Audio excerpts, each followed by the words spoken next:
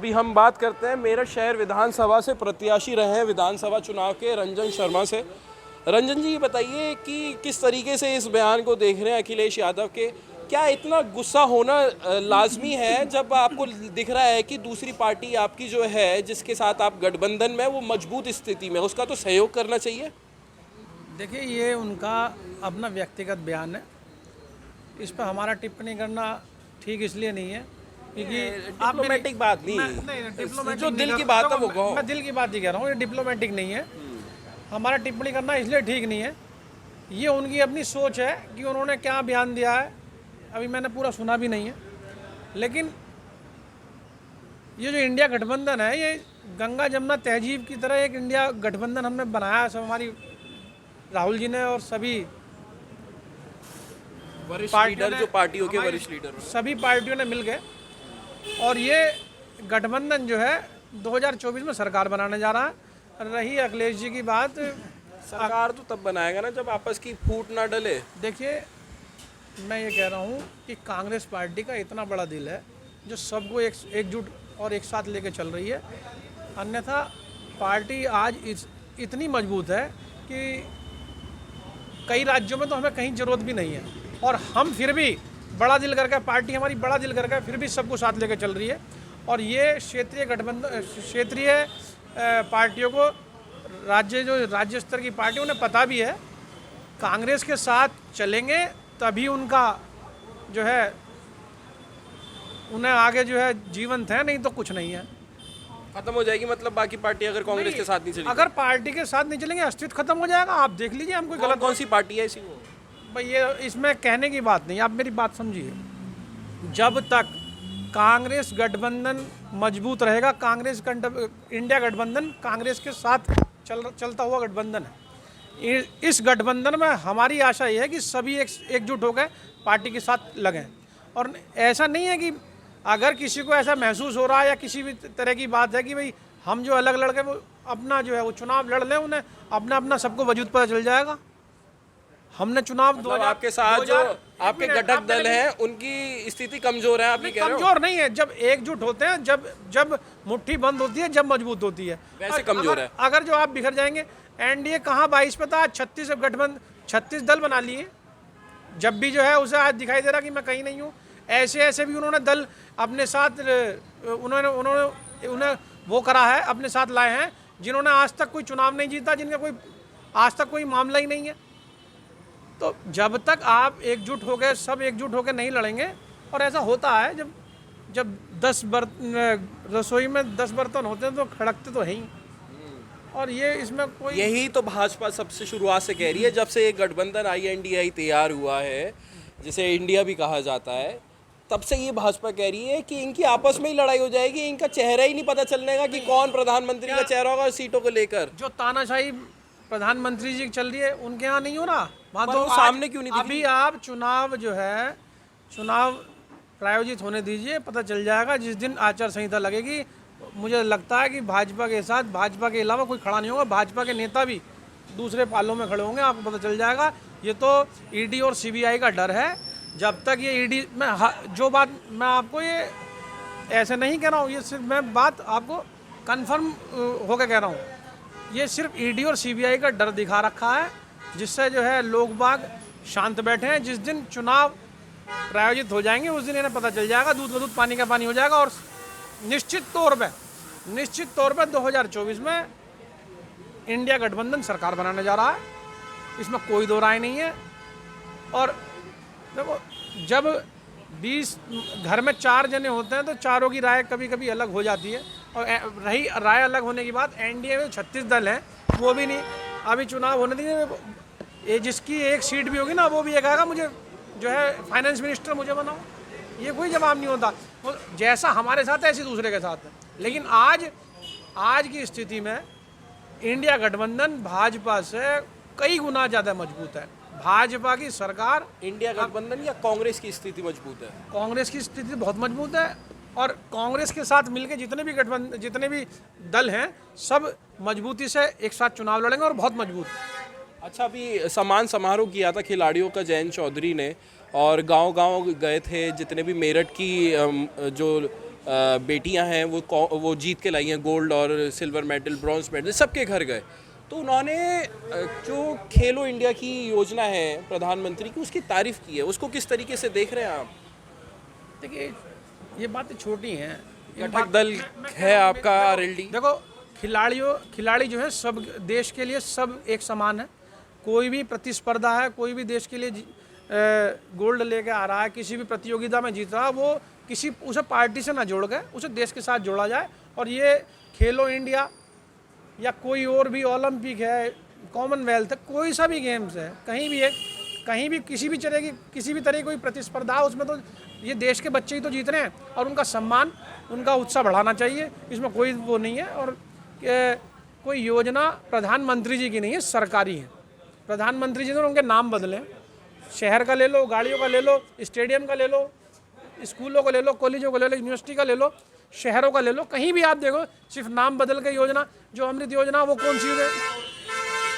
आज जो है नाम बदले जा रहे हैं, काम पुराने चल रहे हैं। सिर्फ जो है वाह भाई लूटने का काम हो रहा है, काम कुछ नहीं हो रहा। वाहवाही लूटने का काम हो रहा है। थोड़ी सी और बात कर लेते हैं, जब इतनी बात चल रही है तो आसपास के ज़िलों में, मेरठ में काफ़ी विकास हो रहा है, रैपिड आ गई है और 1 जनवरी को कह रहे हैं कि राम मंदिर भी उद्घाटन हो जाएगा, उसका पूजन हो चुका, तारीख भी बता दी गई है। तो क्या आने वाले चुनाव में ये सारी चीज़ें असर डालेंगी?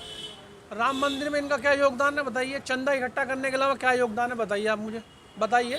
चंदा इकट्ठा करने के अलावा कुछ कर रहे हैं? राम मंदिर इनका ये कहें कि हमने डिसीजन हमने दिया, कहें ये कहें, कहते क्यों नहीं? वो तो कोर्ट का डिसीजन, इनका डिसीजन हो तो बताओ मुझे। अगर इनका डिसीजन है तो हाँ, इन्होंने राम मंदिर बनवाया। भाई किसी भी फैसले को झूठे तरीके से अपने ऊपर खड़ा नहीं देखो। और रैपिड रेल हिंदुत्व को लेकर एक हिंदुत्व का इन्हें मतलब ही नहीं पता। कभी गाँवों में और शहरों में आप पुराने टाइम में आप किसी को आज भी गाँवों में पूछोगे तो आप लोग बाग जय राम, जय सिया राम, राम राम ये कहेंगे। ये जय श्री राम तो जो है ये अहंकार का नारा है। जय श्री राम नहीं, श्री राम जो है वो ये नहीं कहते। कहाँ से उत्पन्न हुआ जय श्री राम, जो अगर आप कह रहे हैं अहंकार का? रावण ने लगाया था क्या ये नारा? ये तो जबरदस्ती कर रहे हैं। आप गाँवों में पूछो ना, लोग बाग राम राम करते हैं, जय सिया राम करते हैं। तो अहंकार की मैं इसी चीज पे बता रहा हूँ किसी भी चुनाव में देख लो, कहीं प्रतिस्पर्धा में देख लो, कहीं कोई हार जीत हो जाए, भाई जो सिर्फ जय श्री राम नारा। भाई श्री राम हमसे बड़े हिंदू थोड़ी हैं ये, गौड़ वशिष्ठ ब्राह्मण हैं हमसे बड़े हिंदू हो तो बताओ मुझे भाई। हमसे बड़ी मैं आपके पास भी आ रहा हूँ और मैं इसी चीज़ पे आपके, क्योंकि अहंकार की बात करी तो मैं अहंकार पे पहले सवाल पे आ जाता हूँ ना। अखिलेश यादव ने जिस तरीके से अजय राय जी के बारे में कहा कि उनकी औकात क्या होती है, क्या वो अहंकार नहीं है? ये उनका व्यक्तिगत बयान है। अहंकार है ना, मैं कह रहा हूँ व्यक्तिगत बयान है। इस बात पे उन्हें सोचना और मीडिया को उनसे पूछना चाहिए कि भाई आपने किस बेस पर दिया है बयान। पूछा तभी तो उन्हें अपने आप को रियलाइज होगा वो क्या कह रहे हैं। हमारा मेरठ आएंगे अखिलेश यादव तो मैं जरूर उनसे बात करूंगा, इसी चीज़ पे बात करूंगा, ये वादा रहा। आप बात करेंगे, कुछ बताएंगे? नहीं, उधर बताएंगे। क्या कहना चाह रहे थे अध्यक्ष जी आप? देखिए, अभी आपने बात की नारे की, जय श्री राम की। हमारे गांव में, मैं गांव से बिलोंग करता हूं, सब करते हैं, ठीक है। और जब हम गांव में आदमी कोई निकलता है, कोई हमें बुजुर्ग दिखता है और दिन में कितनी बार दिखता है, तो हम सिर्फ एक चीज़ बोलते हैं, राम राम जी। ये आस्था का सवाल हिंदुस्तानी के हर व्यक्ति के दिल में राम है, जय सिया राम, ये हम सब बोलते हैं। लेकिन कभी भगवान का नाम लेके हम राजनीति नहीं करते। उनके इस्तेमाल से हम राजनीति में अपनी रोटियां नहीं सेकते। लेकिन जैसे हिंदुस्तान को भी कहा जाता है ये माता है, कहा जाता है ना, इसका एक नाम है इंडिया। तो आपने अपने गठबंधन का नाम इंडिया रख दिया, ये भी तो एक तरीके से राजनीति है। भगवान के नाम पे आप भारत माता के नाम पे कर रहे हैं। देखिए, भारत देश अगर इंडिया है, कोई गठबंधन बना है, तो इंडिया में सभी लोग सम्मिलित हैं।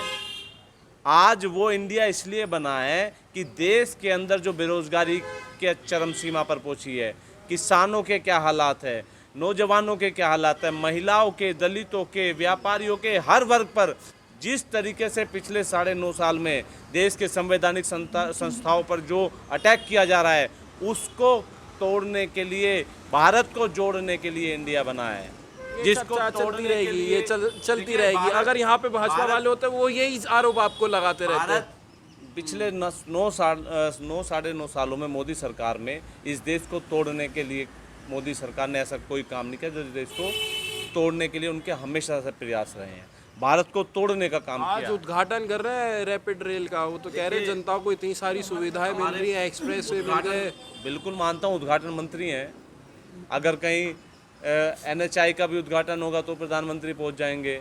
अगर किसी राज्यों के छोटे से ये तो शुक्र है नाली खड़ंजों के उद्घाटन में प्रधानमंत्री नहीं जा रहे, वरना उद्घाटन वहाँ पर भी कोई ना कोई तो जाता ही होगा बड़ा नेता। उद्घाटन मंत्री हैं, मैं तो खुद कह रहा हूँ, उद्घाटन का उन्हें करने का बड़ा शौक है। क्या देश में इससे पहले मेट्रो ट्रेन नहीं आई? क्या इस देश में पहले कभी सड़कें, हाईवे नहीं बने? अस्पताल, एम्स, इसरो, कितने बांध, मतलब भारत के अंदर कितनी संस्थाओं में क्या पहले प्रधानमंत्रियों ने उद्घाटन नहीं करे? तो इसको बढ़ा चढ़ाकर देश की जनता ने आपको इसलिए तो बनाया है, भैया काम करिए, इसमें कौन सी बड़ी बात है? आखिरी में फिर से वही पहला सवाल, अखिलेश यादव का बयान अखर नहीं रहा क्या कहीं ना कहीं कांग्रेस को?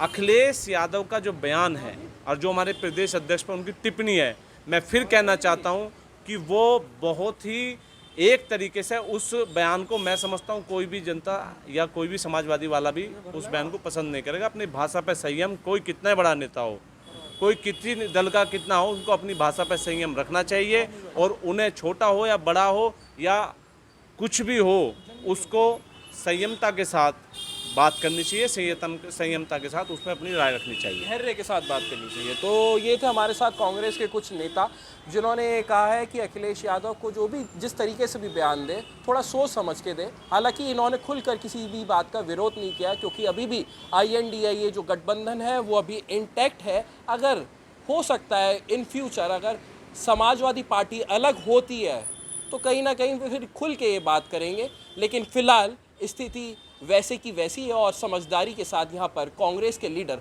बात करते हुए नजर आए। अनमोल शर्मा, TV9 उत्तर प्रदेश, मेरठ।